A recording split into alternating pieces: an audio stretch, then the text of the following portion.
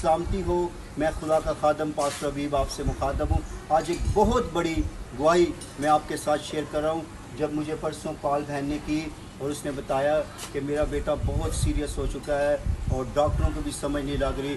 Doctor कोई कहता है इसकी किडनीज फेल हो गई हैं, कोई कहता है इसका जिगर ख़राब हो गया है। जो कुछ भी मैंने बहन को दुआ करके कहा कि मैं यूं ही इस बेटे पर हाथ रख के दुआ करूंगा, ये उठ खड़ा होगा और यस्सु के नाम को जलाल देगा।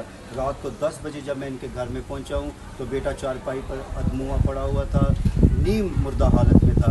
और यूं ही प्रे की गई, बेटा उछल कर कूदा और माँ को कहा कि मुझे खाने को दो, और बाद में क्रिकेट खेलने लग पड़ा घर के सेन में जिस पर हम खड़े हैं, और कहता है मैं बाबर आजम हूँ।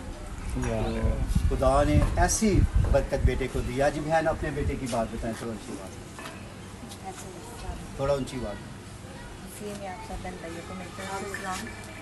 पास्टर ने जो भी आगे आगे। ऐसा ही है कि जब मैंने इनको कॉल की तो मेरे बच्चे की यही कंडीशन थी, और मुझे 1 माह हो गया मैं अपने बच्चे को लेके भाग रही हूँ।